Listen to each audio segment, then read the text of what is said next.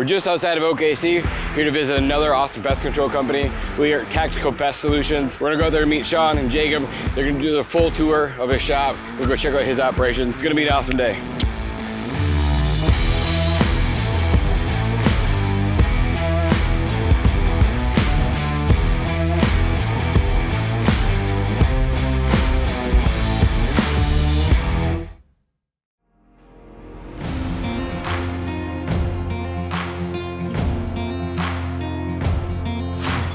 Sean, what's up, dude? You buddy? So we get a little tour? Yeah, whatever. Yeah, whose office is this?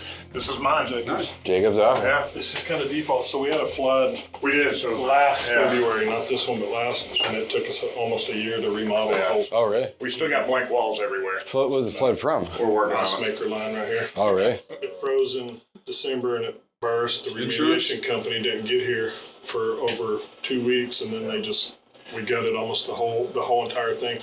Well, from about here down, it's all gutted, so we just redid everything's new. How long did it take him to get it done? Almost a year. It was that long, eh? Yeah. It's nice in here, yeah. Super nice. All right, so this is Jacob's office. Now where are we headed? Break room. Break room? Ooh, snack room. So the basketball hoop and snacks. Perfect. So we know it's a winning company. Walk in this bathroom. Another kitchen? So before the flood, this was actually, Jacob lived in here while he was building his Oh, really? house. Shut that door, living room, and there's a full shower. Oh, that's cool. So when you get kicked out, you just come to the office? It's nice, really nice. This is the living room? This was the bedroom. Oh, okay. But now it's my office. Nice. Huge. Got a shoe guy. Yeah, that's just the ones here. Mm-hmm. Very nice. We moved it. It was about right here. Expanded this, and we found when they cut the drywall up, we found we had plumbing right here. It was all covered up, so we ended up putting a little bit more there, bar there. This is something that we've kind of, before our building flooded, we had it on a whiteboard. That's cool. And we drew I it like all it. out with just everything. And this time we got a little bit nicer boards and had it printed on here, just for ease of use. But you know, we try to keep it simple. It's awesome. But these are our main kind of things that we focus on, and really just try to drive it home each month. And sometimes, you know, obviously we're behind, but other areas. pick You're up ahead, our but you overall guys goal. crushed July. So just kind of gives us a visual when we can keep up with it. And I think we've been able to keep up with it more. Just How totally. many trucks are y'all running? Like on a daily basis, technician wise, probably 5. So as far as like sales leaders, we don't have Right. sales Right. people. These are our technicians. Yep. So we kind of recognize them for the effort Cool. that they give as far as tech sales. Sean and I have always kind of been the salespeople. Yeah. So that's where we're at. We need to find some people, but then we started doing this year, Rockstar Service Award. So we kind of give a different award to whoever earns it. It's not like a participation award. So multiple people could earn it in the same, consecutively, but that's something cool that I think we've been doing to reward people and recognize them for something that we've noticed. And you guys probably do this in your business too, but it's always been cool in the past when we worked for somebody and they recognize you Yeah, for sure. for stuff. It always, even if it's small, like a $200 gift card, Goes a long way. it helps you buy groceries or something, or some school supplies or whatever. It's just, it's cool. Keep going. She's a big one. So where the magic happens. Yeah. Look at this big heater. Good barbecue and you don't make any profit. So that's actually, so it's not. It's big. What are you guys using it for? I'll use it for I'm part of Pride the Month thing? like a hot rod car club that does a charity event twice a year that we've done for probably the past 8 years, 2 a year. Are they? And we raise money for Ronald McDonald House. Oh, cool. And we put barbecue, live band, and feed everybody, donation based, have raffle items. It's fun. So I'll use it for that too.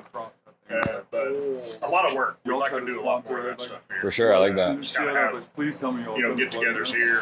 After the day's done or in the middle of the route, everybody can swing by and get some food and hang out or bring their family on some stuff. Move your foot.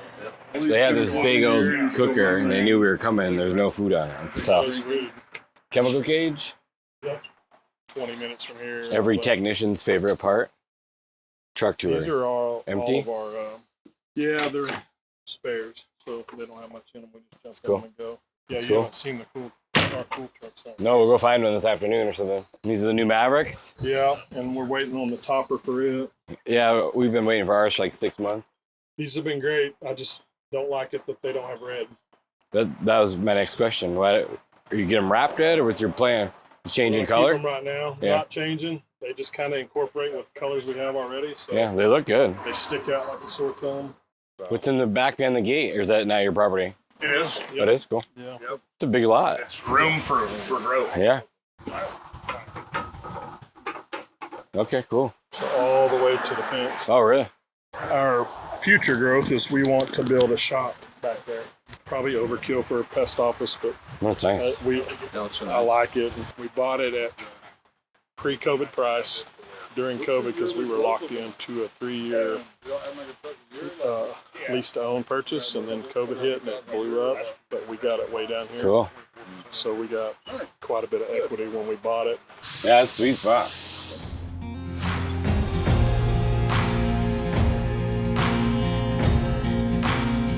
All right, we're out here with Will with Tactical Pest Solutions.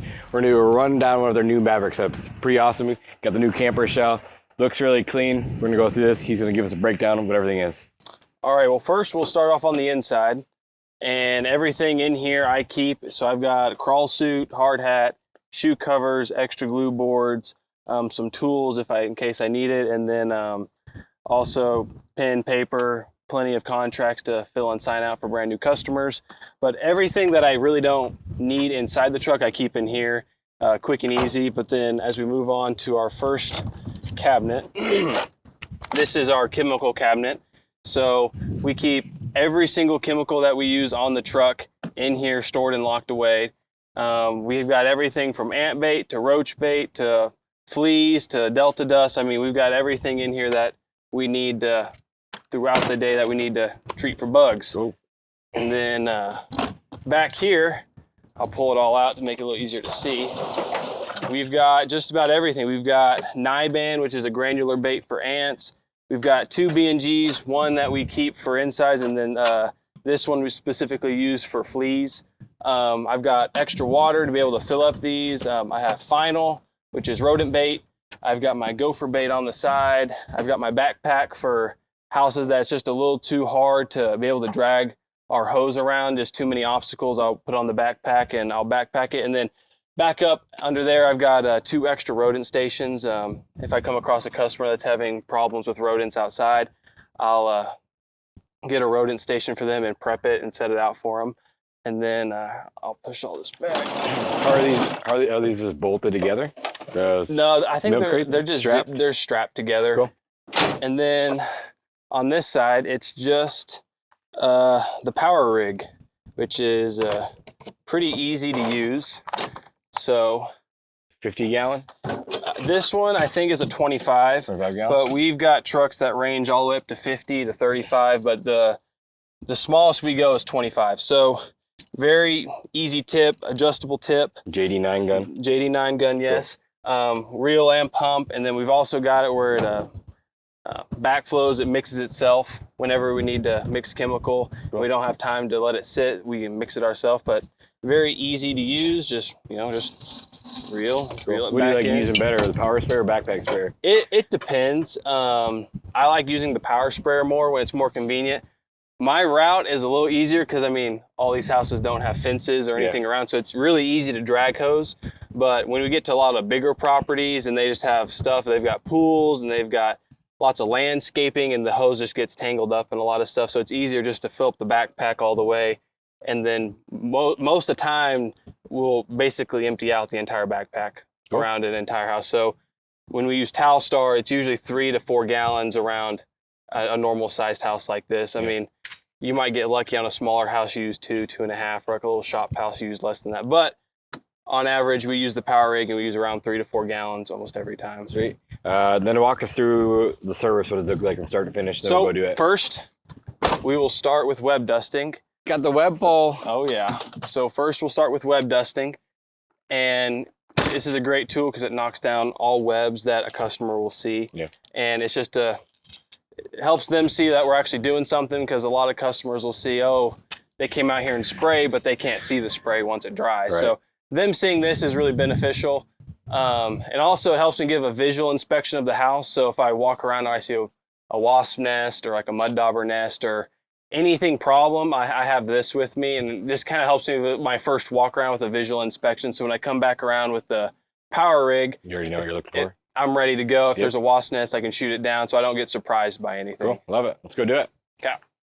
So there might not be webs everywhere, but I like to hit just every window, because there's always tiny little spiders in there that generally you don't see. But on an open house like this, with really no landscaping anywhere and nothing around it, it's like right there, there's a mud dauber nest. So we just take the back of it and break it up and then just sweep off the excess mud. And that's how we treat those, just really simple and easy. Like this, it makes it a little difficult because they've got just all the stuff that normal people have on their back patio. So we got to be furniture. careful Yeah. treating. So with porches like this, I sometimes won't even get on the porch because they just have so much stuff. What I'll do is I'll just make a wider band out in the grass to treat it, basically, because I don't want to get stuff all on, especially their grill or stuff they sit people on.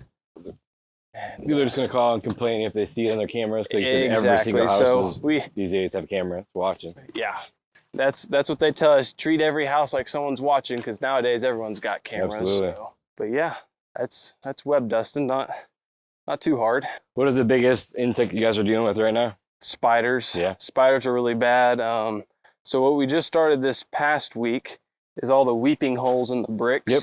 Dusting them. We're dusting those Yep. now, because with it being so hot now, and then it rains hot, rain hot, it's just been crazy. We've just been getting extra calls like left and right. So we're just gonna start dust. We're not gonna dust like we would normally do in the wintertime.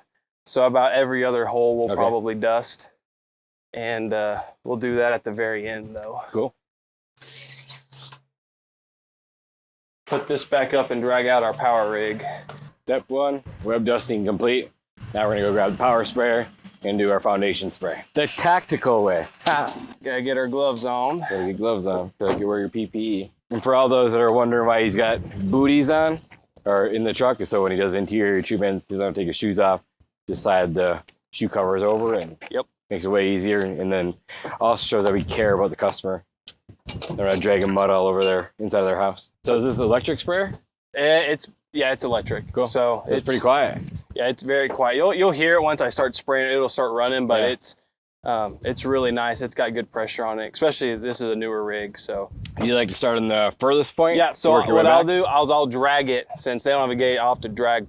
Yep. Probably a good. I might be able to throw it over and go over, but I'll probably drag it all the way Back around and corner then and just work your way back? Work all my way back. I figured.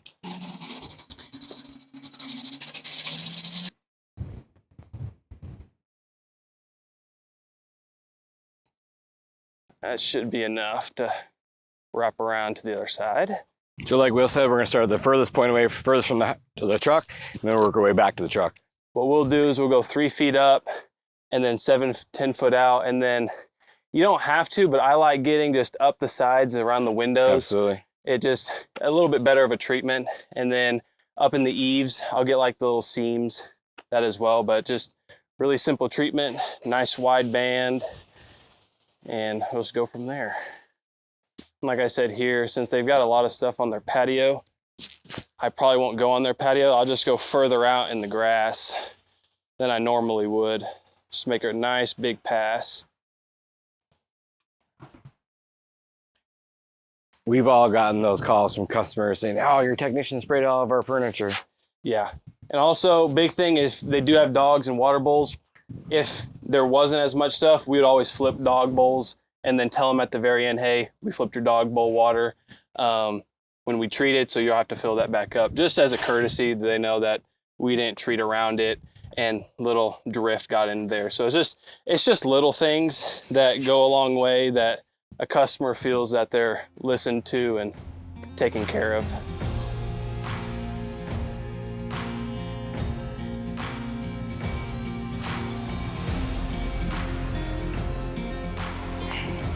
Get the flower bed. I think I made a video recently saying you can tell you're a rookie when you can't roll up a hose. Yeah. This wasn't started very well from the very beginning. So we're blaming someone else already. Yeah. Yeah. But just get it as even as you can. Just back and forth. And then we'll get our bulb duster. Okay, so now we just did the wipe down with web pull. We did step 2, which is barrier treatment. Now we're gonna go do what? This is just called a bulb duster. And what we're gonna do is we're gonna treat all the weeping holes and all the bricks and then any little void we can find in the walls. So we're doing this typically right now for spiders because we're getting so many spider calls. So instead, we'd put out Niban, which is a granular bait we put in the flower beds, but we're just switching over a little bit early right now because spiders have been so bad. Yeah. So we'll go do this real quick. Then we'll just kind of go down the way and then any little weeping hole, not every single one right now, but just about every second or third one will just a little puff. So Delta dust. with brick homes, there's just brick on the outside as like a veneer, and then behind there's actually studs in the wall. So you use weeping holes that moisture can come out of, and it ventilates the air that can go in too. So spiders are going in and out. They're dusting the holes because it's moist and dark, and the spiders like that location. So he's dusting those holes so that the spiders don't come back.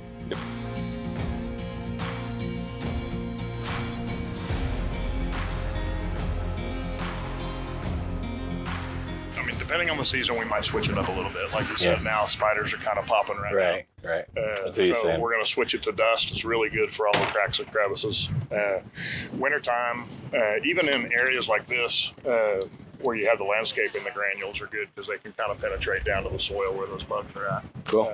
But it just depends. Oklahoma's crazy. They've got bugs every season, different ones. So we switch it up as it goes by.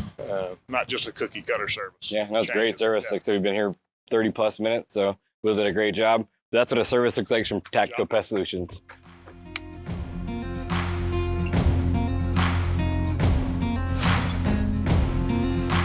Okay, now we're out at the Two Fellas Moving Company, which is the official moving company for the Oklahoma Thunder, which is really cool.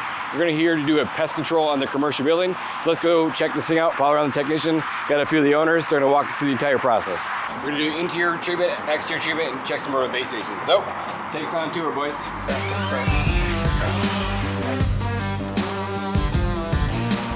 Right now he's just going through the office, hitting corners, thresholds, things like that, just for general pest.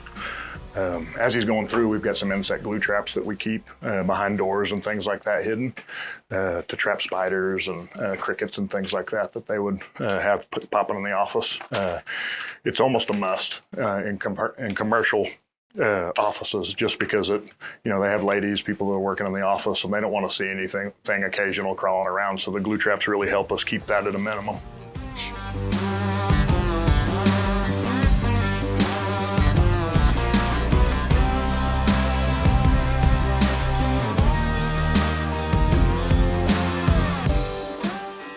Most of the time it's crickets, earwigs, brown recluse spiders, oriental roaches every once in a while, but that's most of the only issue in here. The brown recluse spider loves a glue trap. Yep. So, and it's really, all the other things we're trapping those too, but that fiddleback or brown recluse spider is what we're really trying to get, because those are the ones that obviously could hurt somebody, and then cause one of your customers to freak out the most about, because they normally know what it is. Yeah, because this is that adjoining wall that they share. Yeah. This business actually shares a giant warehouse with other companies. So they have a portion of this warehouse, and it's kind of walled off right here. But they're a moving company, but they'll also store your household stuff. So that's what a lot of these crates are. So as people move, if they're not quite ready to move into their new house, or if they move to another state, they'll hold them and then ship it out when they're ready. So it's just another part of their service that they offer.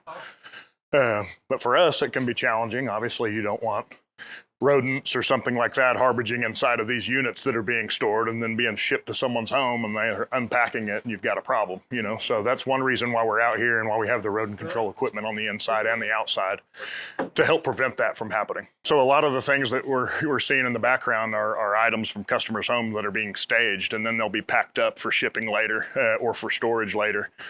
So again, it's just so important to have some sort of pest control and rodent control in this environment just so those things don't get infested. Definitely don't want those things getting moved into someone's new home. We do a lot of residential stuff, but we definitely have, I would say probably 30% of our customers are commercial. So at our company, lots of residential, but we also offer, you know, a really almost elite pest control service for businesses. So we're equipped to do it all, commercial and residential. So what he's got right here, this is one of our interior rodent stations, and it holds a rodenticide in it. It's actually a tamper-resistant plastic that's locked with a key. So our technician has a key to that, so it kind of keeps it safe from other people that are going to be potentially messing with it. But what you can tell by this, obviously a rodenticide, but one of the blocks looks like it's been eaten in the past, you know, by a rodent. But also you can use it as a monitoring. So if you got 2 clean blocks in here that Caleb could switch out, the next time he comes out, if one's nibbled, we know we got some new activity. So.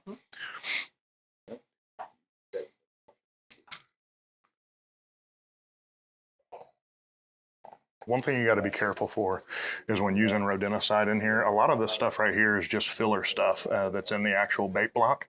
But sometimes when you're cleaning these out and replacing the bait, if you don't get rid of this extra stuff, it'll fall out of the station and it could potentially get in, cross-contaminate something else. Or if they bring kids to the office, kids could be messing around and getting inside of it. Or pets, if they bring a dog up to the office, that dog can potentially eat the little crumbs. So you've got to be really careful as far as that when you're servicing them. To clean that part out, put fresh bait in. All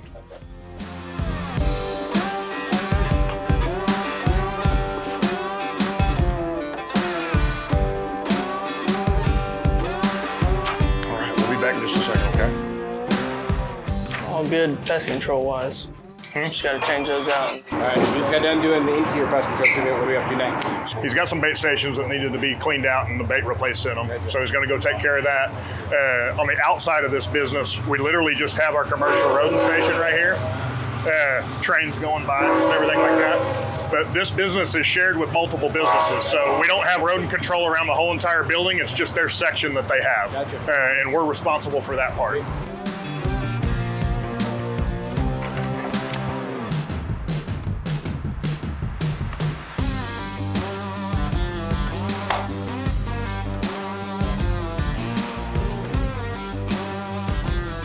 Kind of utilizes that little shoe cover to put his old bait in, and then he'll dispose of that properly later. But real important to wear nitro gloves too when you're dealing with this stuff. You definitely don't want to get all that over your hand, all over your hands. Thank you so much. This is our exterior bait station. It's got the same rodenticide in it as that little station that we used on the inside. It's actually the same brand, so it uses the same key, tamper resistant. This one has a built-in block in the bottom, so you know things can't run off with it. But this is the same process. We open it up, we want to make sure that we have fresh bait in it. This one looks pretty good, but every now and then if they've been in there for a couple of months, even though they still look good, we like to swap them out just so we have fresh bait in the station.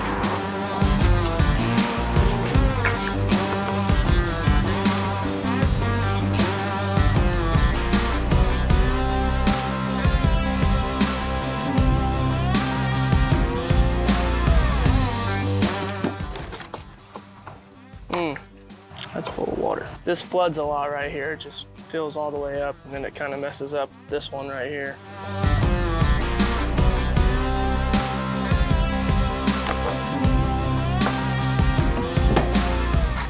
That's all of them. Caleb's one of our youngest technicians, but man, this kid works circles around people. But definitely, he's got one of our older trucks too, but he keeps it clean. So you got to check his truck out. This is what we're known for, is our bright red trucks with tactical pest solutions on the side. We've got a couple of new trucks, trying out a little different color with the gray ones that you've seen. But this is our bread and butter, and he takes care of this one.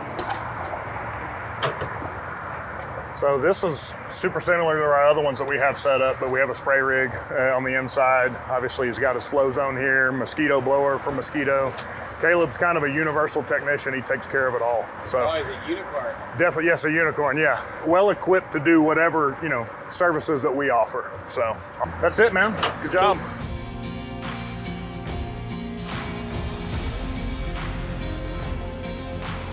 All right, so we're finally back at the shop. We had a full day. We got to go hang out with Will. We did a gopher job, and then we did a bi-monthly pest control. Will did a great job. You can just tell he loves his job. He's just part-time in the summer, a college student. As a business owner myself, I wish I could hire 100 Wills. Hopefully they get to keep him after he graduates. So with someone like Will, what I would do, obviously he's going to college, he wants to go finish his degree, but if I own a business, he's going to school to be business management. How can I tie his goals of what Will wants to do for his future to my company, and where could be a good spot to fit Will? And that might not be today, that might not be next month or next year, but the long-term vision, where could Will be, to match his passion for the industry along with his knowledge and his degree with our company and our vision, where we can tie those two together.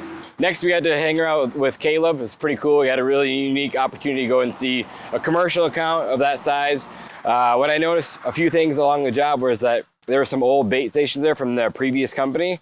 They didn't like to take them away, but I said, I think we should pile these things up, put them by the front door, let the business owner know that, hey, we found these, we don't take care of these anymore. Have the other company come pick them up, because it's our name that's on the bait stations out there. It's our name that's on the agreement. And I want it, my technicians accidentally servicing someone else's name, and the boxes just weren't as clean as ours. So I'd like to stack those up, put them in the front of the building or in the building, and have the old company come pick them up. So you get asked a question all the time, should I do more residential versus commercial? I personally still like residential. This has been my background for a long time. I like to get in, get out, card on file, not have lots of accounts receivable. However, the other side of the coin is the winter months come and it's steady, consistent work. Places like that were really great, not a whole lot going on, easy to get in, get out, easy to service, didn't take very long. They're actually a really good client. They've been a client of them for like 10 plus years, so they had built a really good relationship. So accounts like that I actually really like. I'm not looking for places that actually have bugs that are commercial work, so that was actually a really, really cool place to grow. So I'd like more accounts similar to that one. Working with Tactical today has been awesome. They've been in business for 13 years. Early on, kind of like everyone else, they're taking every single job under the sun. They have, some accounts that are hour and a half, 2 hours away because they didn't want to turn anything away. And as they've grown, which they've grown quite a bit in the last, 3 years especially, they've really started working on route density and building up their team. They got a really solid team. They have some great technicians. They're very, very skilled. You can tell they're very well trained. And that comes from the leaders themselves. We got to meet their CSRs. They're also really great. They have a great culture here. You can tell everyone is super happy to work here. They're very involved. Another thing that stuck out to me is their attrition rate, super low, less than 1.5%, which is awesome. It shows they have really good service quality, like I said. They have really good communication. Now that next thing we're gonna do is just put some fuel behind this fire that they already have and start really scaling this thing up. Put some fuel behind their marketing spend, getting their ad spend figured out, what their CAC is, what their LTV is, really dial in these numbers so we can really start pushing this needle, get them, that 1 to 3 million is a tough spot to be, and get them through that as fast as possible is our ultimate goal here. I love coming out to these places. I love them bringing me in. I get to check out, and I get to learn just as much as they do from me as I do from them. So it's really, really cool. So if you guys are looking to bring me out to help you guys, it'd be awesome. Hit us up in the comments if you have any questions. And again, we'll see you guys in the next video.